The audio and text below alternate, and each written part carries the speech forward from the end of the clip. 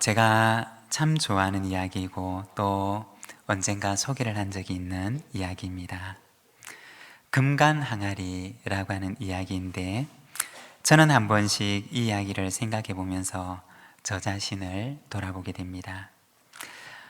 오늘 이 이야기를 다시 한번 소개하면서 오늘의 말씀을 열어가고자 합니다. 수도시설이 제대로 되어 있지 않은 옛날에는 사람들이 어깨에 물을 지고 날랐습니다. 왼쪽과 오른쪽에 항아리를 하나씩 지고 거기에 물을 담아 날랐습니다. 어떤 사람이 항아리를 지고서 물을 나르는데, 오른쪽에는 말끔하고 깨끗한 항아리가 있었고, 그리고 왼쪽에는 모양도 변변치 않고 또한 그 항아리 모퉁이에 금이 가 있는 그러한 항아리였습니다. 양쪽에 똑같이 물을 채워가지고 출발을 하지만, 그러나 집에 도착할 즈음이 되면 오른쪽 항아리에는 물이 그대로 있었지만 왼쪽 항아리에는 언제나 물이 반쯤밖에 남지를 않았습니다.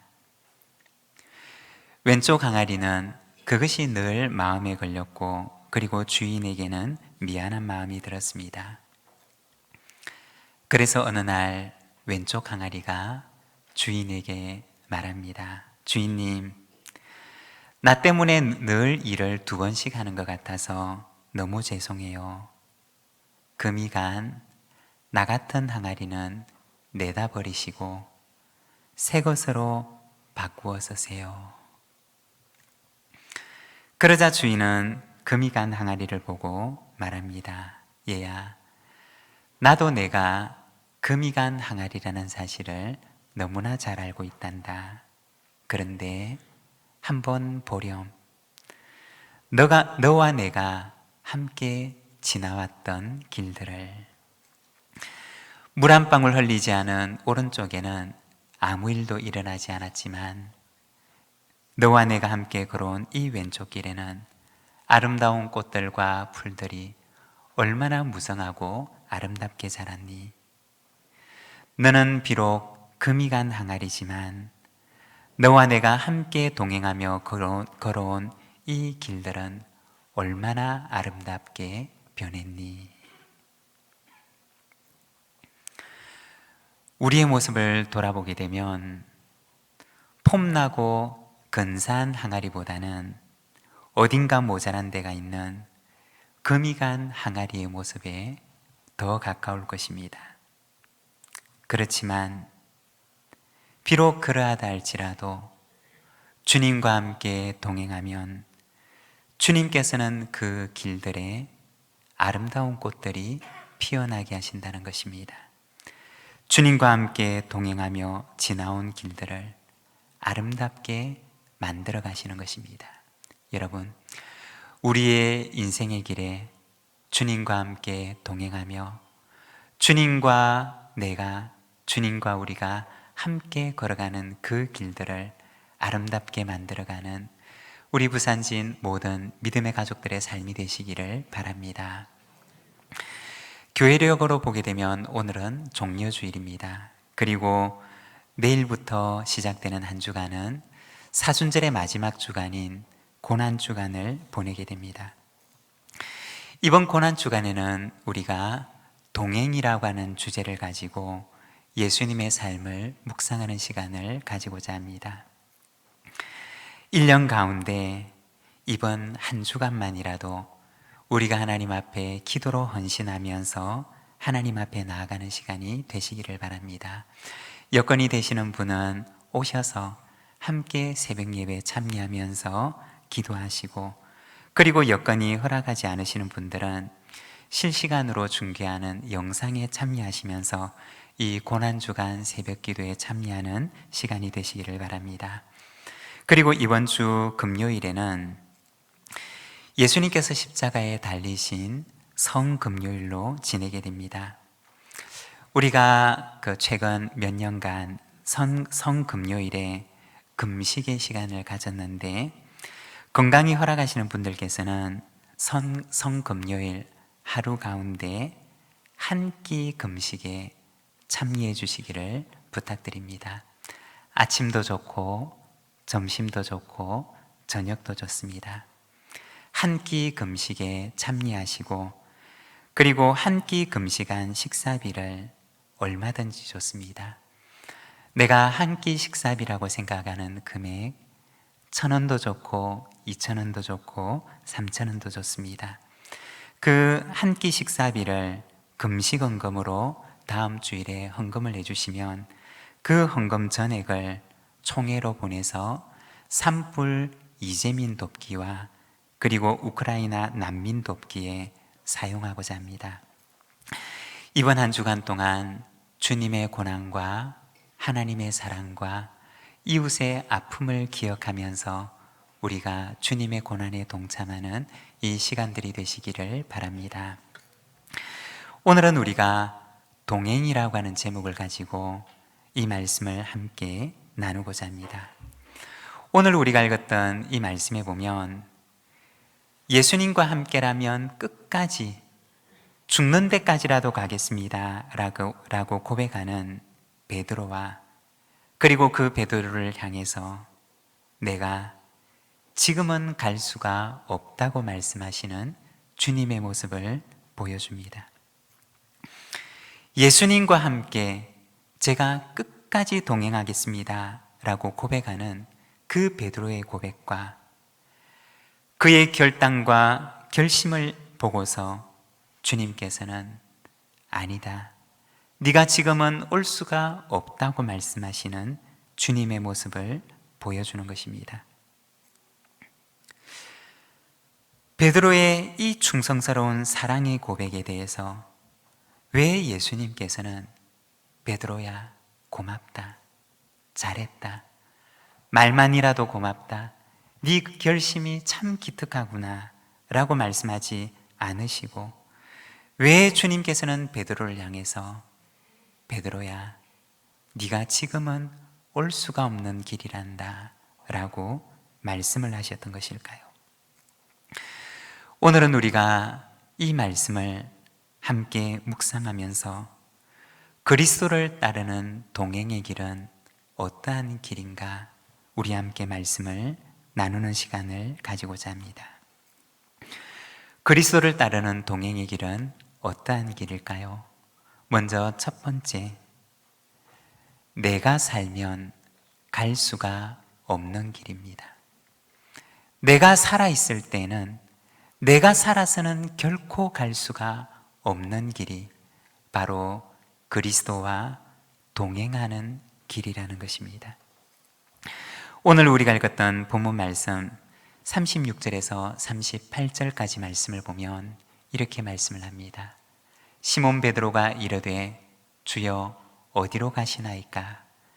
예수께서 대답하시되 내가 가는 곳에 내가 지금은 따라올 수 없으나 후에는 따라오리라. 베드로가 이르되 주여 내가 지금은 어찌하여 따라갈 수가 없나이까? 주를 위하여 내 목숨을 버리겠나이다. 예수께서 대답하시되 내가 나를 위하여 내 목숨을 버리겠느냐? 내가 진실로 진실로 내게 이르노니 닭 울기 전에 내가 3번 나를 부인하리라. 베드로는 예수님에게 묻습니다. 주님 어디로 가십니까? 예수님께서 말씀하십니다. 내가 가는 곳에 내가 지금은 따라올 수가 없다. 그러자 베드로는 다시 예수님께 말합니다. 주님, 제가 왜 지금은 따라갈 수가 없습니까? 주님을 위해서라면 저는 목숨까지 바치겠습니다. 베드로의 이 대답은 주님을 끝까지 따르겠다고 하는 그의 사랑의 고백이었고, 주님을 향한 그의 충성된 마음의 표현이었습니다. 그렇지만 이와 같은 고백을 들은 주님께서는 베드로에게 다시 말씀하시기를, 베드로야, 내가 진실로 진실로 너에게 말한다. 닭 울기 전에 네가 3번 나를 부인할 것이다. 베드로의 그 사랑과 충성의 고백에 예수님께서는 마치 찬물을 끼얹듯이 그에게 말씀하시기를 네가 닭 울기 전에 3번 나를 부인할 것이다 라고 말씀하셨던 것입니다. 베드로는 사랑과 충성을 고백하는데 주님께서는 베드로의 부인을 말씀하셨던 것입니다. 예수님의 이 마지막 말씀을 원어의 의미를 그대로 번역을 해보면 우리가 한글로 읽는 것보다 훨씬 강하게 주님께서는 말씀하신 것을 보게 됩니다. 예수님의 마지막 말씀, 닭 울기 전에 내가 3번 나를 부인할 것이다 라고 하는 이 말씀은 원어 성경에 보면 이렇게 되어 있습니다. 내가 3번 나를 부인하기까지 닭은 절대로 울지 않을 것이다. 네가 나를 부인하기 전까지는 닭도 울지 않을 것이다 라고 말씀하셨던 것입니다. 여기서 닭이 울지 않을 것이다 라는 말에 보면 원어 성경에서는 부정을 의미하는 단어가 2개나 겹쳐서 사용되어져 있는데 이 말을 번역하면 절대로 무엇을 하지 않을 것이다 라고 하는 의미입니다. 예수님께서 베드로에게 하셨던 말씀은 베드로야, 네가 나를 부인하기 전에는 닭이 절대로 울지 않을 것이다 라고 하는 말씀이었습니다. 그의 부인의 확실성을 말씀하신 것이고 그가 그토록 호언장담했던 그 일을 그가 할 수 없을 것임을 말씀하셨던 것입니다. 오늘 우리가 읽었던 이 본문 말씀과 평행 본문을 이루는 마태복음 26장 33절에 보면 예수님을 향한 베드로의 다짐과 고백을 소개를 하는데 이렇게 말합니다. 베드로가 대답하여 이르되 모두 주를 버릴지라도 나는 결코 버리지 않겠나이다. 오늘 우리가 읽었던 이 본문 말씀에서는 드러나 있지 않지만 그러나 이 말씀과 통일한 상황을 표현하고 있는 마태복음 26장의 이 평행 본문을 보게 되면 오늘 본문에 소개하고 있지 않은 베드로의 고백을 소개하는데 베드로는 예수님께 말하기를 예수님, 모두 주님을 버린다 할지라도 나는 결코 버리지 않겠습니다 라고 이야기를 합니다. 여기 서 있는 다른 제자들은 다 예수님을 버려도 예수님, 저는 끝까지 죽는 데까지 예수님을 버리지 않을 것입니다 라고 호언장담을 했던 것입니다. 자신은 결코 주님을 버리지 않겠다고 말하는 그 베드로에게 예수님께서는 말씀하시기를 네가 3번 나를 부인할 때까지 닭도 결코 절대로 울지 않을 것이다 라고 말씀하셨던 것입니다. 예수님의 이 말씀은 무엇을 말씀하는 것이었을까요? 베드로야, 네가 지금은 그렇게 호언장담하지만 네가 지금은 내 힘으로 예수님을 따라가겠다고 그렇게 지금은 장담하지만 그러나 지금은 내가 결단코 절대로 따라올 수가 없단다 라고 하는 말씀이었던 것입니다. 주님께서 걸어가셨던 그 길은 베드로의 힘으로는 자신의 힘으로는 결코 따라갈 수가 없는 길이었다는 것입니다. 주님과 함께 동행하는 그 길은 자기 힘으로는 결코 이룰 수가 없는 동행의 길이라는 것입니다. 베드로는 호언장담하며 말하지만 예수님, 제가 절대 절대로 주님을 떠나지 않을 것이고 내가 죽을 때까지 주님을 쫓을 것이며 내 힘으로 내 힘과 열정을 다하여서 주님을 쫓겠다고 얘기를 하지만, 그러나 주님께서는 말씀하시기를 내 힘으로는 결코 갈 수가 없는 길이라고 말씀하셨던 것입니다. 사랑하는 여러분, 주님과 함께 동행하기를 원하십니까? 주님과 함께 끝까지 동행하겠다고 고백하십니까? 그러나 주님께서는 베드로에게 말씀하심처럼 오늘 우리에게도 말씀하십니다. 내 힘으로는 결코 갈 수가 없는 길이란다. 주님과 함께 동행하는 그 길은 내가 살아서는 결코 갈 수가 없는, 내가 살아있으면 결코 갈 수가 없는, 내 힘을 의지하고서는 결코 갈 수가 없는 길이란다 라고 말씀하십니다. 그 길이 바로 주님과 함께하는 동행의 길인 것입니다.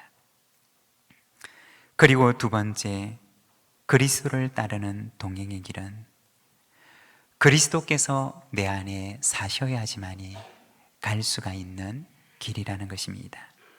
36절에 보면 말씀합니다. 시몬 베드로가 이르되 주여 어디로 가시나이까? 예수께서 대답하시되 내가 가는 곳에 내가 지금은 따라올 수 없으나 후에는 따라오리라. 예수님께서는 베드로에게 네가 지금은 따라올 수 없으나 그러나 후에는 따라올 것이다 라고 말씀하십니다. 그때가 언제냐? 내가 죽고 내 안에 예수님께서 사실 때, 내 힘을 의지하는 나의 자아는 죽고 오로지 주님께서 내 안에 사시는 바로 그때야지만이 내가 따라갈 수 있는 길이라는 것입니다. 요한복음 마지막 장인 요한복음 21장 18절과 19절에 보면 부활하신 예수님께서 베드로를 다시 찾아가시는 모습을 보여줍니다. 실패한 베드로를 내 힘으로 예수님을 따라가겠습니다라고 고백했지만, 그러나 자기 힘으로는 따라갈 수 없었던 그 베드로를 주님께서 다시 찾아가셔서 그에게 말씀하십니다. 18절과 19절의 말씀을 우리가 자막을 보면서 함께 읽겠습니다. 내가 진실로 진실로 내게 이르노니 내가 젊어서는 스스로 띠띠고 원하는 곳으로 다녔거니와 늙어서는 내 팔을 벌리리니 남이 내게 띠띠우고 원하지 아니하는 곳으로 데려가리라. 이 말씀을 하심은 베드로가 어떠한 죽음으로 하나님께 영광을 돌릴 것을 가리키심이로라. 이 말씀을 하시고 베드로에게 이르시되 나를 따르라 하시니. 부활하신 예수님께서 베드로를 찾아오셔서 말씀하십니다. 그의 장래의 모습, 주님의 길을 뒤따르는 그 베드로의 모습을 보여주시면서 그에게 말씀하십니다. 내가 젊어서는 스스로 띠띠고 원하는 곳으로 다니지만 그러나 늙어서는 내 팔을 벌리리니 다른 사람이 너에게 띠를 띠우고 너를 원하지 않는 곳으로 데려갈 것이다.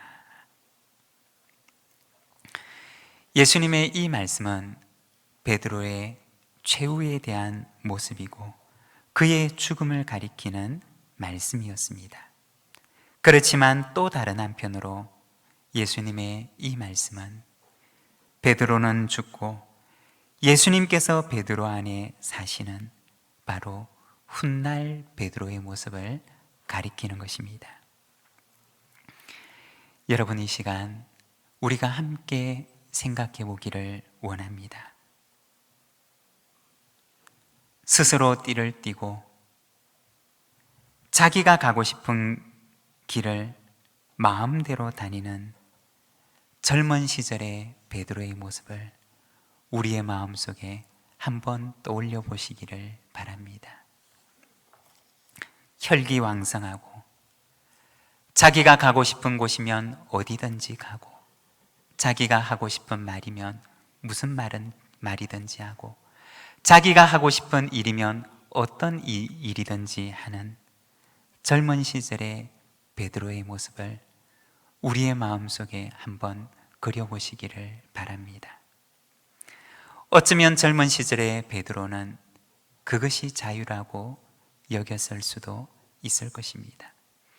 자유롭게 내 마음대로 살아가는 이 인생이 나의 인생에 주어진 자유라고 여겼을는지도 모릅니다.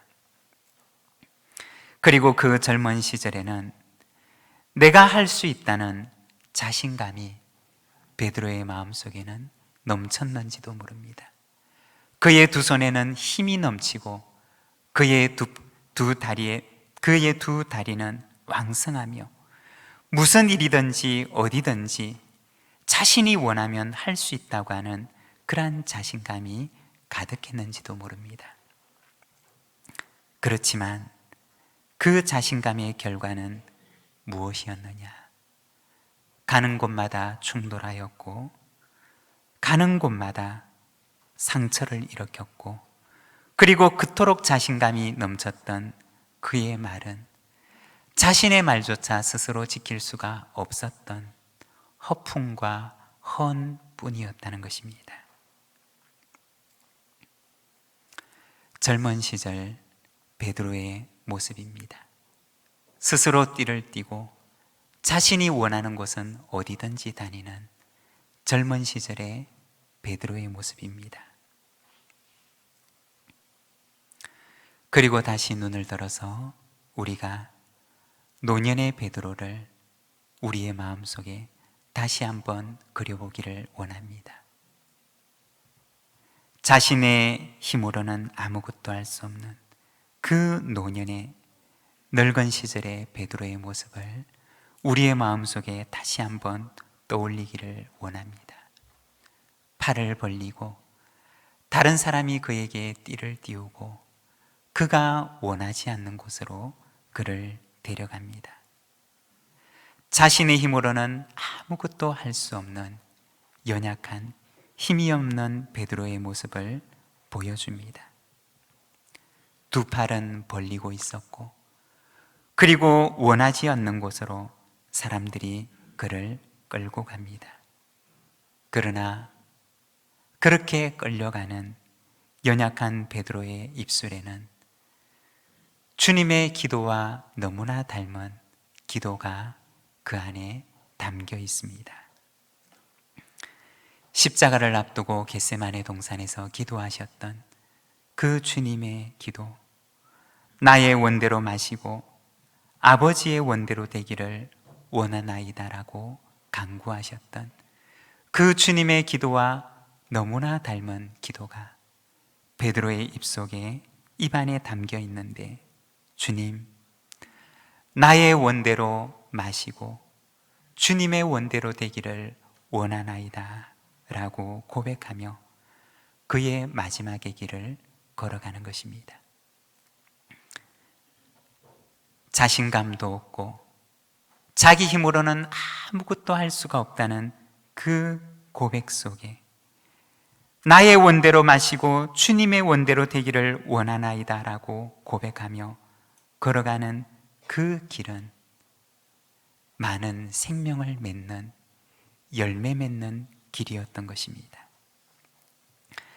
내 힘으로 왕성하게 다닐 때는 아무것도 할 수 없었던 베드로였지만, 그러나 두 팔을 벌리고 자신을 주님 앞에 내어 맡긴 그 베드로의 노년의 길은 많은 열매를 맺는 생명의 길이었던 것입니다. 내가 죽고 내 안에 예수님께서 사실 때 베드로와 주님이 함께 걸어가셨던 그 길은 많은 생명을 맺는, 열매 맺는 길이었던 것입니다. 사랑하는 여러분, 그리스도와 동행하는 길은 내 안에 예수께서 사시는 길입니다. 내가 죽는 길이며 예수께서 사시는 길이며 예수님께서 걸어가시는 그 길에 나를 내어 맡기는 동행의 길입니다. 동행의 길을 걸어가기를 원하십니까? 내가 죽고 주님께서 내 안에 사시는 역사가 저와 여러분 가운데 일어나시기를 바랍니다. 그리고 세 번째, 그리스도를 따르는 동행의 길은 많은 열매를 맺는 영광의 길입니다. 요한복음 21장 19절의 말씀을 우리가 자막을 보면서 함께 봉독하겠습니다. 이 말씀을 하시면 베드로가 어떠한 죽음으로 하나님께 영광을 돌릴 것을 가리키심이로라. 이 말씀을 하시고 베드로에게 이르시되 나를 따르라 하시니. 베드로의 그 마지막 길은 하나님께 영광을 돌리는 영광의 길이 될 것을 말씀하십니다. 그리고 부활하신 주님께서는 자신의 모든 자신감을 잃어버린 그 베드로에게 찾아오셔서 말씀하시기를 베드로야 나를 따르라고 말씀하시며 주님과의 동행의 길에 그를 초청하십니다. 나는 죽고 내 안에 예수께서 사시는 예수님을 따르는 동행의 길은 어떠한 길이 되었을까요? 우리가 앞서 나누었던 금이 간 항아리의 이야기처럼 흠이 많은 베드로는 금간 항아리와 같은 사람이었지만 그러나 나를 따르라고 말씀하시는 주님의 음성을 듣고 주님과 베드로가 함께 동행하는 그 길가에 주님께서는 아름다운 꽃들이 가득 피어나게 하시는 아름다운 동행의 흔적을 남기십니다. 베드로는 금간 항아리 같은 연약한 사람이었지만 그러나 주님께서 베드로를 곁에 두고 함께 동행하실 때 베드로와 주님이 함께 걸었던 그 길을 하나님께서는 아름다운 꽃밭이 되게 하시는 동행의 흔적을 남기셨던 것입니다. 사랑하는 여러분, 그리스도를 따르는 동행의 길은 내 힘으로는 갈 수가 없는 길입니다. 주님께서 내 안에 사셔야지만이 갈 수가 있는 길입니다. 그리고 나는 부족해도 금간 항아리처럼 부족한 사람이라 할지라도 주님과 함께 동행하는 그 길에는 동행의 흔적이 남습니다. 아름다운 동행의 흔적이 남습니다. 주님과 함께 동행함으로 주님과 함께 걸어온 우리의 인생의 길가에 아름다운 동행의 흔적을 남기는 저와 여러분, 우리 부산진 모든 믿음의 가족들의 삶이 되시기를 바랍니다. 오늘 이 시간 우리가 함께 기도하기를 원합니다. 주님, 나는 죽고 내 안에 예수께서 사시는 삶을 살아가게 하옵소서. 주님과 함께 동행하는 이 길가에 아름다운 동행의 흔적이 남는 삶을 살게 하옵소서. 우리 시간 함께 기도하며 나가겠습니다.